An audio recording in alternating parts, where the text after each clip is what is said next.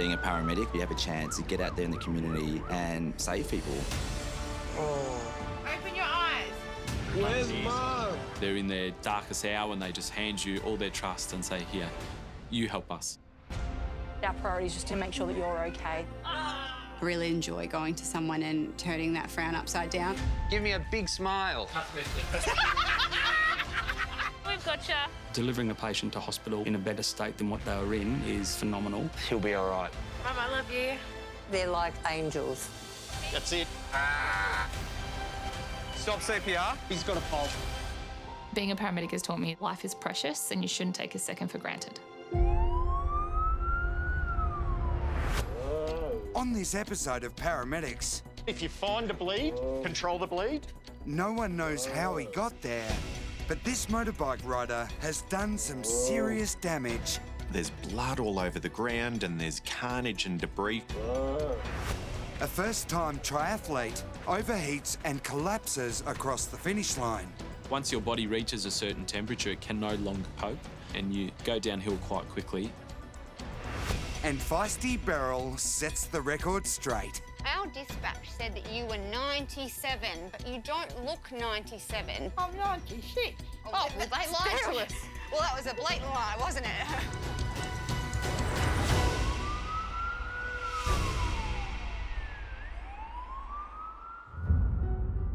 The majority of calls to emergency services are for road trauma, and the patients most likely to be critically injured are motorbike riders. Emergency services.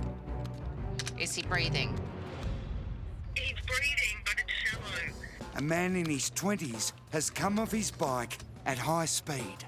Are there any obvious injuries? I think he might have a head trauma and a serious laceration to the foot. His breathing's becoming heavier. Listen to me. Is there serious bleeding? I would say yes. I'm organising help for you now. Stay on the line. In Victoria, about a fifth of road fatalities involve a motorbike rider, and veteran intensive care paramedic Cam has attended his fair share over the past 19 years. The patient's in an altered conscious state at the moment, but they've also advised that he might be intoxicated with drug or alcohol. So these often prove to be a difficult scene. Coming off a motorbike at speed, I'm sure the ads on TV are detailed enough that even at low speed, once you hit the road, you can take off a lot of skin, let alone knock to the head, fractured bones or internal bleeding can leave you with lifelong complications just from even minor spills off motorbikes. You could hit anything, you could hit parts of the motorbike, you could be hit by something and you're not protected by, you know, four doors and the surrounds like people in a car are. Wow, it is a real suburban backstreet, this. I get out of my car and I can't see a patient anywhere. I can't see a motorbike. Whereabouts is he?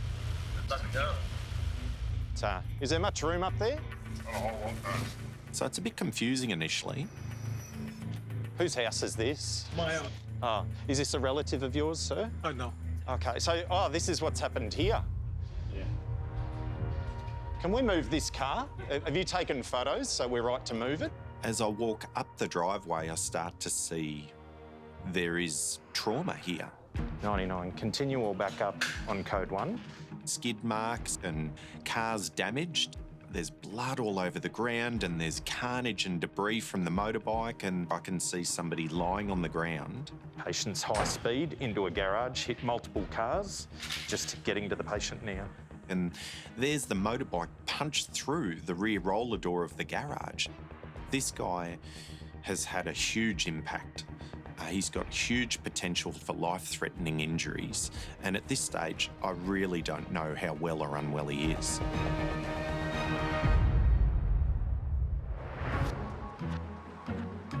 So, Nathan, what's your perfect day in ambulance? Oh, perfect day in ambulance. What makes a really good day for you? No one really likes night shifts, to be fair. So night shift is not the perfect day in ambulance when you're rostered on? No. Yeah. It's the first time partnering up for intensive care paramedics Nathan and Jody. Both have been in the job for over a decade, but are only just getting the chance to get to know one another. What did I know about Nathan before we started? Not a lot, but I found out he's kind, generous, caring family man with a good sense of humour. There's two components to a good day for me. Yeah. And that is, number one, when we start work in the morning, if I get my coffee. And the second thing is seeing a patient during the day that we've actually had a good impact upon. Yeah. I think when a patient thanks you, I feel like you've done your job. One of my favourite jobs was a cardiac arrest that we were able to bring back that we didn't think would. And a couple of days later, I visited him in hospital. He sprung out of bed and he shook my hand, and we got a letter from the family a bit later, you know, saying thank you for one more Christmas with Dad. And those kinds of moments, that's what people do this job for. Yeah. That really resonates with me. Yeah.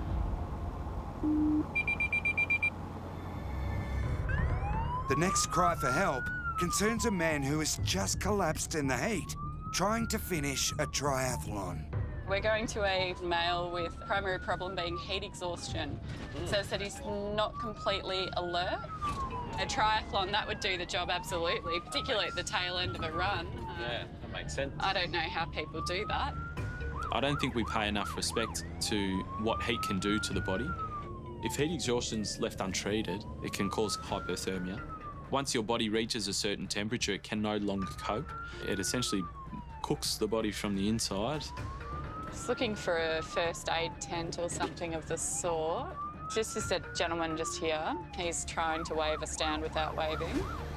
The body likes to sit in a nice range. Outside of that range, it doesn't cope very well. It can result in cardiac problems, cerebral or brain problems, resulting in seizures, coma. You can also have kidney failure. You lose blood pressure, can go into cardiac arrest. Lots of issues that can occur from heat. Hi, I'm Jodie. Joel, is it? What exactly happened today? I remember now. Yeah, okay. When I laid eyes on Joel, he was extremely pale and sweating and extremely confused. These are all signs of heat stroke. He was actually very unwell. I'm a mess.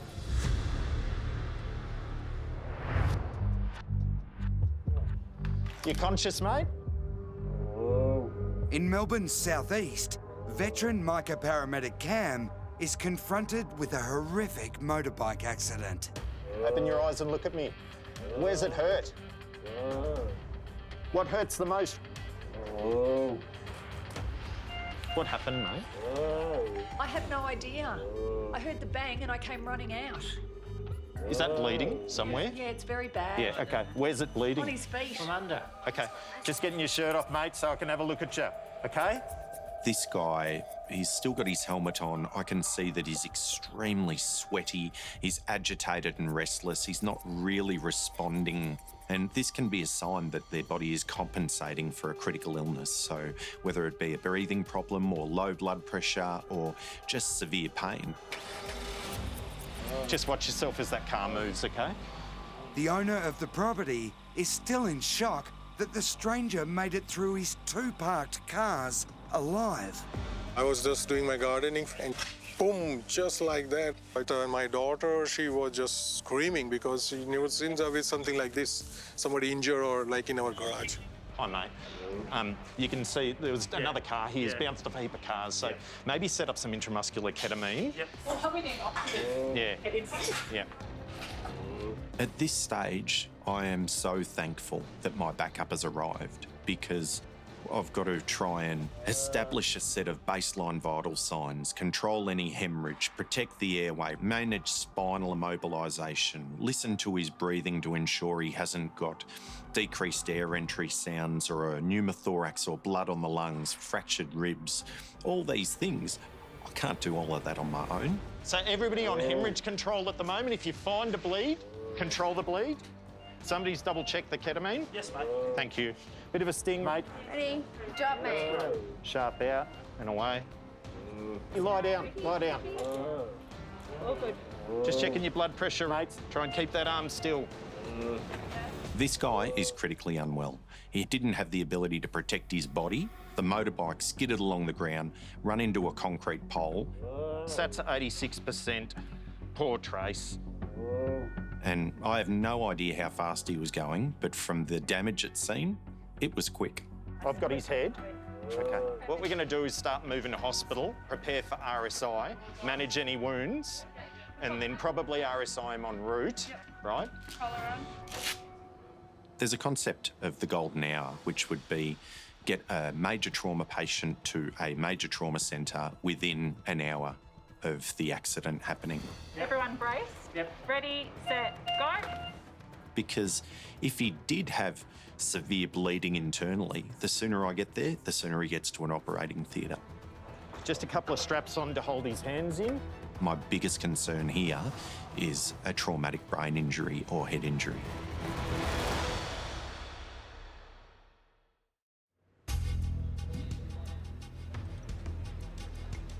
How long were you exerting yourself for, Joel? Can't think. That's okay.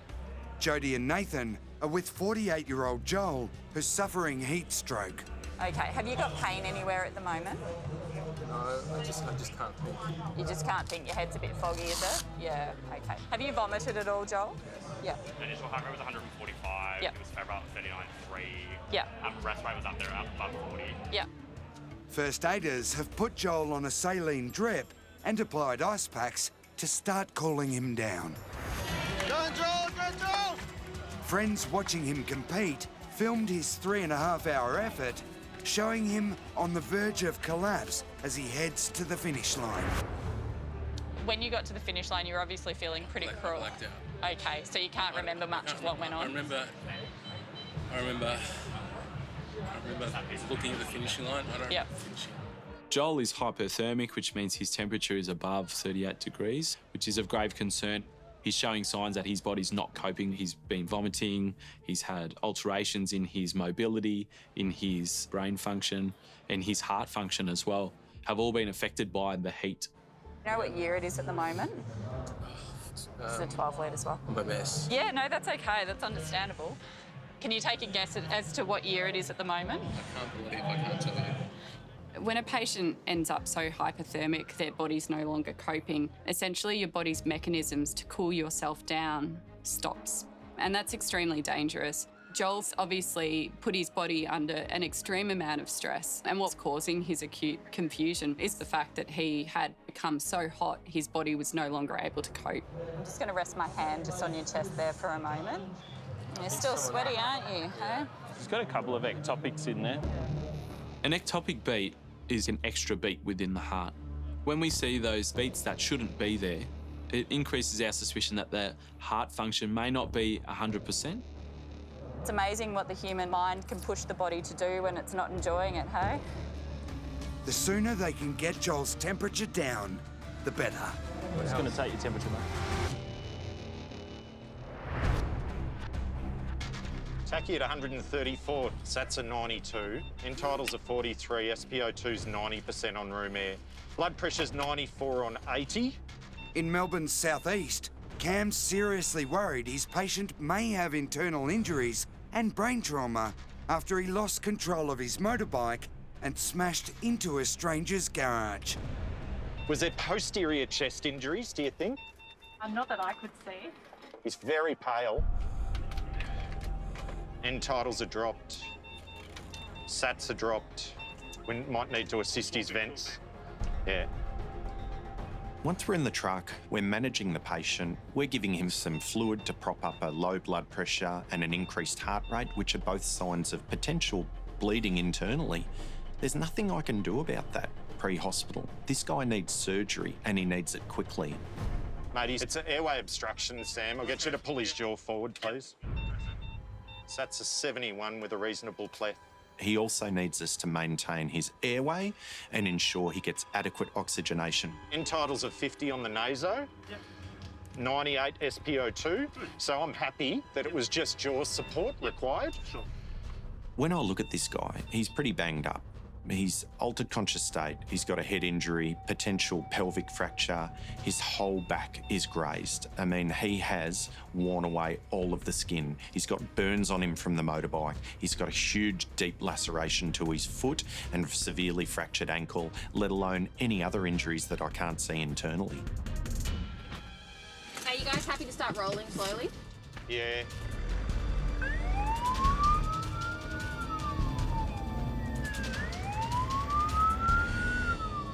So Jess, we're just going to start looking for somewhere appropriate to pull over. I think there's a BP just up here. Perfect. Yep. Cam now urgently needs to take over the patient's breathing. As the ambulance moves towards hospital, he preps the medications for the procedure.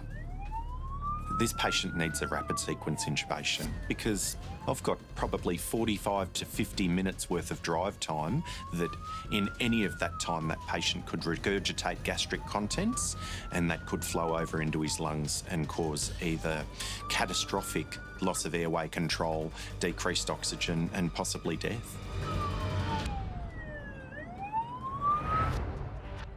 So just nice and still for another 10 seconds for us. Back in the city, Joel's temperature is still dangerously high. Did you guys put his feet up when he was initially brought in? I tried to lie him down, but he refused. Yeah. I don't remember refusing. We'll just repeat the temperature. The 48-year-old is suffering from heat stroke after dramatically collapsing over the finish line of his first triathlon. Have you got a headache at the moment, Joel? No. Joel blacked out. He can't remember the end of the race at all. Heat stroke gets to the point where your body's no longer able to protect itself. His brain wasn't coping with the fact that his temperature was more than what a normal fever would be. Bit much for you, hey? Finally, 36.4. Okay, yep, no worries. Joel's temperature drops and he opens his eyes.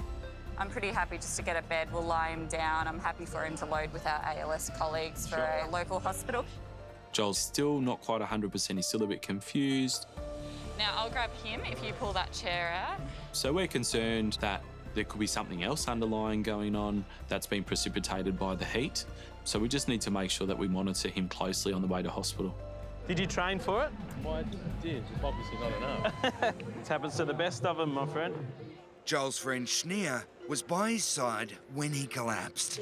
I saw you coming down the straight and I was like, oh, he's in a bad way. He was going like all over the place. You've got the embarrassing. Nah, you're right. You're right? Okay. That's all right. Don't be angry. You did really well. It's a really hot day as well. Like, granted, we were sweating this morning just checking the car, so I don't know how you've done a 3.5-hour effort out in the sun out there. Joel did do a brilliant job. I don't know how someone that has been so unwell when he's finished actually got to the finish line. The other ambulance crew is just pulling in now. A second paramedic crew has arrived to take Joel to hospital just as his memory returns. What's your home address? 2022. 2022. What's that? Oh, the year. You got there in the end. That's good. That's good. That means you're feeling better, hey? A bit more yourself. Seeing Joel get better and be able to crack a joke about what's gone on was actually really nice.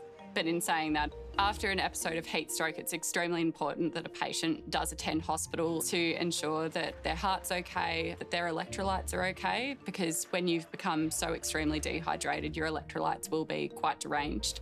You been in an ambulance before, Joel? No. First time for everything, hey? Yeah. You've done well. I hope Joel does attempt another triathlon. However, I hope next time he does look after himself a little bit better during the race. It would be nice for Joel to remember crossing the finish line. See you later. Bye, Joel.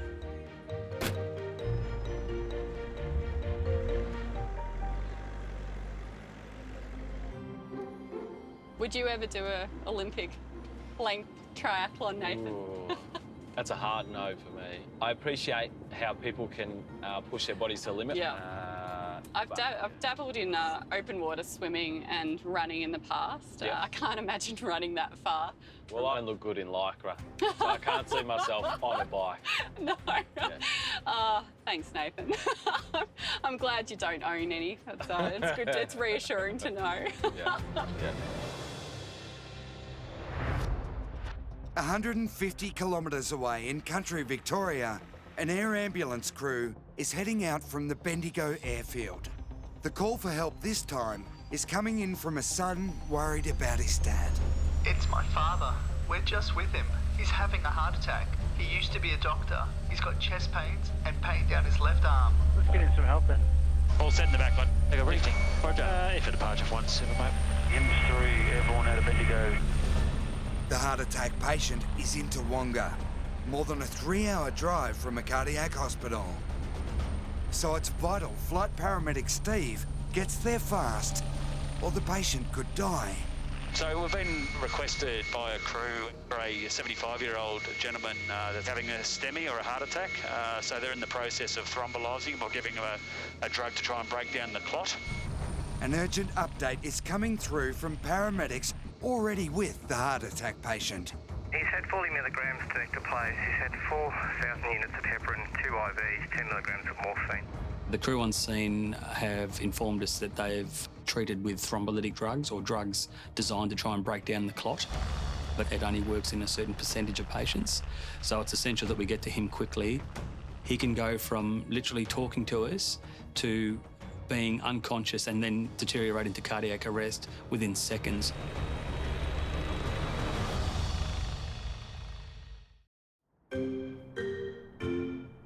Oh my God, I didn't recognise you. You look incredible. Thank you. It's the start of shift for Taney and Marley, who've not worked together for quite a while. I can't believe how incredible you look. Oh my gosh, how exciting! And a lot more has changed than just Taney's hair colour since the pair were last on the road. You look fantastic. I feel great. After years of extreme pain, the 16-year veteran has transformed her life and is now 45 kilos lighter. So how did you do it? I really did it thinking I needed to do something for me, put me first for once. And so I ended up going to see a weight loss surgeon and got a great dietitian. Amazing.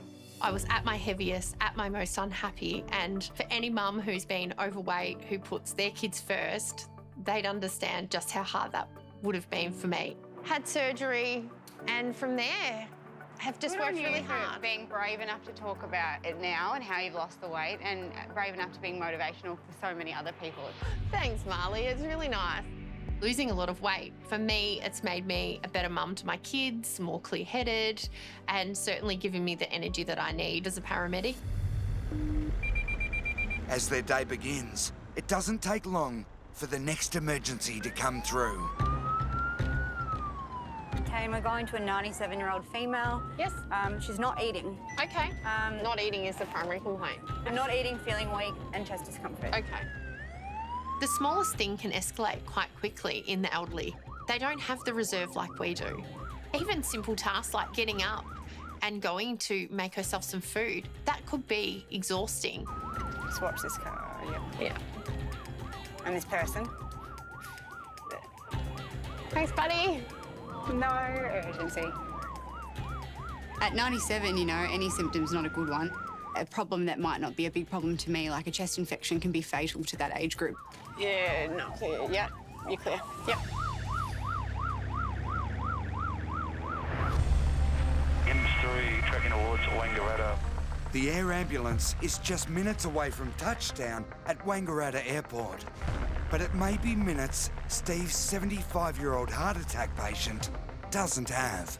This is a very, very serious case. The patient can go into cardiac arrest at any stage, even after he's had the thrombolytic drug or the clot-busting drug, in which case we'll be performing resuscitation inside the helicopter. Landing gear, down through greens as well. Worryingly, the life-saving drugs given by a road crew are not working. Hi, mate, I'm Steve, buddy. Hey, Steve. This is Ian.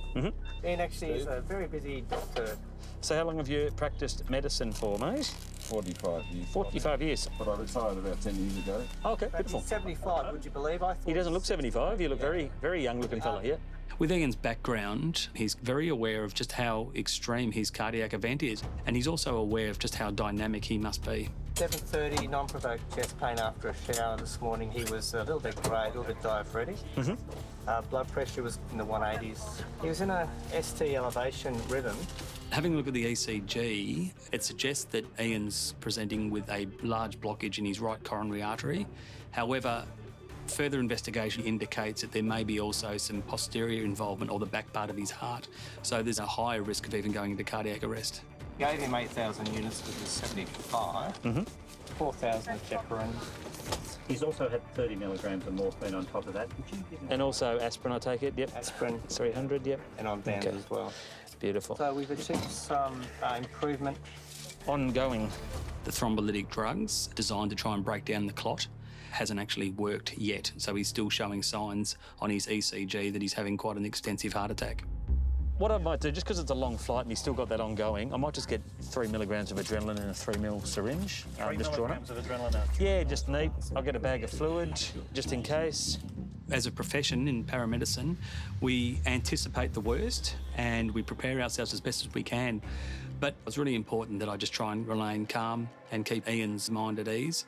Internally, though, I'm concerned. I'm extremely concerned about Ian, and I'm worried that at any stage he can deteriorate rapidly. And right now, what's the pain? There's just a little residual pain. Show me whereabouts, mate, if you wouldn't mind. Here. I'll treat your pain. I'm probably going to switch you over to fentanyl or something like that. I'm happy to come on out if you want to jump out and we'll just watch that bag of fluid. A STEMI is probably the most serious form of heart attack you can have, and it's extremely time critical because the longer the patient's presenting with a STEMI, there is without doubt cell death taking place in his heart. Get you over and get this blockage taken out of your heart. We can't do much more other than get him to hospital as quick as possible.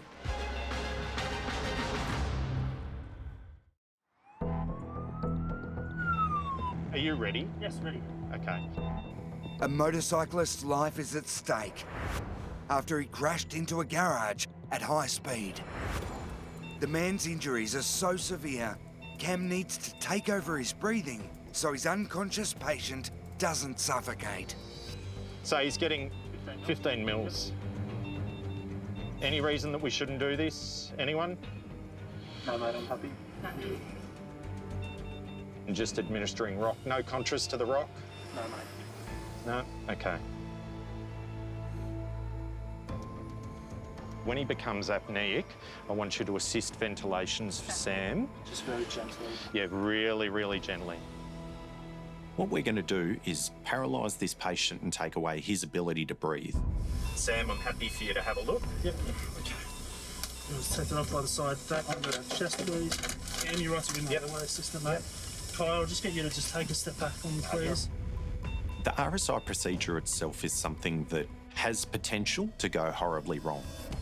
So I have a grade 1 view of his vocal cords, mate. He's going to be 100% reliant on us getting that breathing tube in the right hole and then ventilating him to keep him alive. Keep the view sighted that Yep, mask, that's gone through, keep mate. that there for a tick. Just make you guys, it's just caught up on the top. Yep. I've got that. Thanks, mate. That's still 99%. Thanks. Watch it. Watch it. Yep. Yep, that's gone through. International markings. Yep, I'm on it. Yep. Okay. Bougie out. Watch your eyes. Thank you. Cam and Sam have managed to get the tube in, but if it's not in the exact right place, the patient won't be able to breathe. Cuff inflated. Thanks, Cam. Seeing rise and fall. Yep, I'm seeing misting of the tube, and I have good end titles on the monitor, and I have end titles on the MO cam. The procedure is a success. The ventilator will now breathe for the man whilst the team rush him to hospital. We're ready to start to roll lightly again. Amazing. He's very lucky to be alive, I think. With trauma like this, somebody ejected from a motorbike into a solid structure, if not the ground or other cars, you run the risk of so many life-threatening injuries. Traumatic brain injury, skull fractures, bleeding into the airway, spinal cord injury, leading to potential quadriplegic or paraplegic injuries, fractures of long bones, bleeding internally, bleeding of major organs. I mean, this guy, he's one with a lot. He could have any or all of the above, and any of those could kill him. Yeah, motorbike trauma, mate. I used to ride a motorbike for years on the road, and I'm almost too scared now because I don't want my son riding a motorbike on the road. He's very proficient on a dirt bike, but I think in his mind he thinks, oh yeah, I'm going to get my motorbike licence and off we go. Yeah. And every time I come to something like this, I think, nah, not my son. Yep. This event will have ongoing consequences for this gentleman, without a doubt. Okay, happy to start to move slowly. The grazes and the burns to his body alone were substantial, let alone any other life-threatening injuries that they find at hospital. Thank you.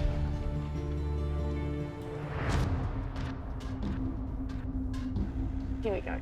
Perfect, okay.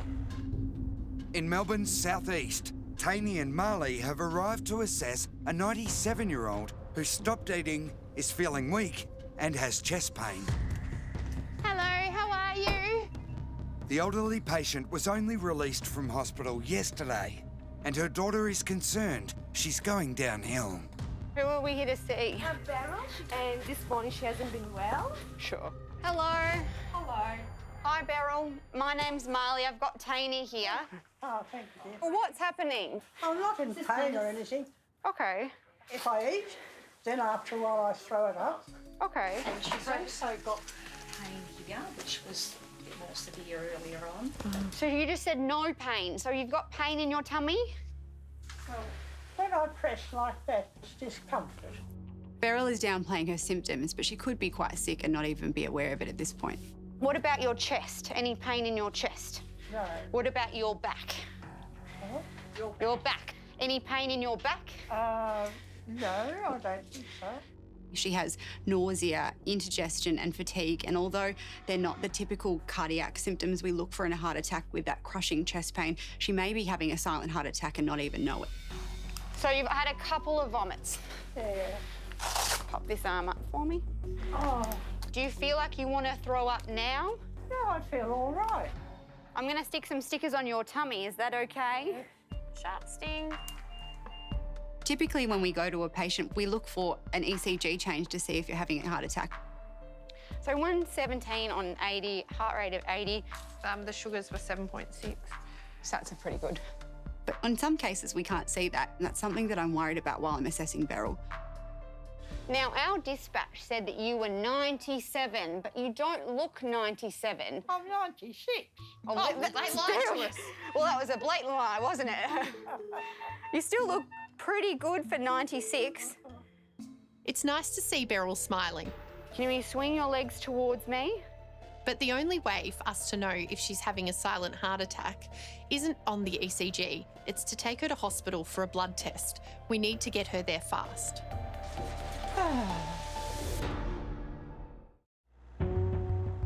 Can you show me where the discomfort is? Can you show me again? Taney and Marley are looking after elderly mother of three, Beryl, who's reluctant to admit she's not feeling well. So it's down further, it's not up here. Is that right? Yeah. The stoic 96-year-old is showing all the worrying signs of a silent heart attack, but only a blood test at hospital can tell. And your pain is still mild, or is it more than mild now? Oh, yes, the pain's negligible. Negligible? Meaning? Well, it's just so mild. Okay. Beryl's vital signs are all good. They're all within normal limits. However, we know she's mentioned chest pain. Obviously, we always think heart attacks. If we didn't take her to hospital, there's every chance that Beryl would have deteriorated. Did you ever work, or were you home with the kiddies? I did both, actually, when Really? I got older. What did you do for work? I was a bookkeeper. A bookkeeper. Ah, did you enjoy it? It was quite, I liked it, actually. Excellent. Can you pop your head forward for me? There we go. Ah, that's better. That's better. My husband was not very domesticated. Right, but you changed that? No. You didn't domesticate him? No one. What are you doing, Beryl? Exactly. Oh, you've got to train them. He had no idea. When he did retire, he said, "You're on your feet all day." But I said, "This is nothing. Just imagine what it was like with 3 children." No, that wouldn't fly in my household. My husband does half of everything. We share half of all the chores. When I got to Marley's house this morning, Tim was vacuuming. Yeah. Oh, that's good. Yep, he's very good. If my husband didn't help me do work around the house, I tell you what, I wouldn't be like Beryl. I'd be in the market for a new husband. We're just pulling into the hospital now. With Beryl at hospital, they are likely to check her bloods to make sure there's no signs of a medical event or other problems going on. They'll monitor her for a period of time, and I hope that she gets well and goes home to her family really soon. All right, love. Heart rate's up a little bit, so... It is a tachycardic at the moment. It is a little bit tacky, isn't it? It's just picked up the pace. Back in country Victoria, retired Dr. Ian is acutely aware he's having a massive heart attack. There's been no resolution, so it's safe to say it's a failed thrombolysis at this point in time, yep. The clot-busting drug he's been given isn't working, and flight paramedic Steve fears time is running out. Ian's one of these patients that, despite looking quite well, is extremely unstable. So my concerns are that the management that's been undertaken so far hasn't had any effect. So I'm looking at potentially 45 to 50 minutes in the back of a helicopter with a patient that at any second can go into cardiac arrest. All good. Right to go. Ian was away with his family when the crushing chest pain kicked in and his son called for urgent help. I just want to know that at the moment the pain's about 3 out of 10 still, yeah? It's creeping up a little bit. Yeah, and still located in the same region? Yeah, still same, yeah. What was it this morning? I'd say about 7. Okay, so it's quite significant, yeah. Quite significant. I had a shower. Yep. And rubbed myself down and started to do a few sit-ups, and then it came on with full pelt, and there was no relief with anything. What I'll do, mate, I'll give you some fentanyl and we'll reassess the pain in a few minutes and we'll keep going at it until we try and get it down to a 0. It's only a few minutes into the flight, and Steve is becoming increasingly worried about Ian's vital signs. He's still got significant elevation in those leads. If you have a look from his previous ECGs, mate, it's actually worse. The SC segments have come right up. Ian's blood pressure really concerns me, that not only is he having a massive STEMI, but he could also have a quite a large stroke. A little bit concerned about that blood pressure. I think I'm going to have to bring it down, mate. That's just too high. Well, I think Ian is very aware of just how extreme his cardiac event is. And I can only imagine how uncomfortable it must be for a medical professional to be actually looking at his own ECG, and he can quite easily see that he's having a major, significant heart attack. So what I've done, I've just popped a little GTN patch on you. I'm trying to treat your blood pressure because it's quite high at the moment. Given the medication that we've given you, we're just a little bit worried about some of the complications. So Steve makes sure he's ready if Ian goes into cardiac arrest and needs resuscitation. He's got pads on, has he, mate? He's got pads on, but yeah. So we got resus drugs just here, mate. I got resus adrenaline if needed. I'm watching him like a hawk. I'm waiting for any deterioration where we're prepared and will instigate our management if needed. However, we're acutely aware that Ian's still critically unwell and requires the procedure to be done as quick as possible. How are you feeling right now? You still got that pain? Yeah. Yeah, it's still in the middle of the chest, yep? Yeah, hasn't travelled. Steve and the air ambulance team are anxiously monitoring patient Ian, who's having a massive heart attack. Looks like he's got right ventricular and posterior involvement. I'll keep on taking your blood pressure. I'll give you a little bit more fentanyl and we'll try and get this pain down. Okay. Ian's presentation of heart attack, coupled with his high blood pressure, makes it quite a delicate act for us. We want to give him a medication, but we don't want to reduce his blood pressure too much where it actually causes further complications. So at the moment, he's really on the knife's edge as to whether or not he will stay in this state or actually go into cardiac arrest. Ian, we're just a couple of minutes out of landing. It's not too bad now, mate. That's come down a few points. Well, I think that slow delivery is helping, yeah. With the hospital now in sight, emergency doctors are on standby to rush the 75-year-old into surgery to get his heart unblocked. Ian's still presenting with a major heart attack. We have been successful in treating his blood pressure and bringing it down somewhat. All right, well, there's still been no real change on your ECG, regrettably. So the quicker we get him into the surgical department so we can have the blockage removed, the better it will be. But Ian's fight's far from over. You're going to the cath lab, mate. Okay, oh, I really appreciate it. Oh, pleasure, mate, pleasure. If I eat, then after a while I throw it up. Okay. Beryl's daughter called for help when her elderly mother started experiencing nausea and fatigue. Sharp sting.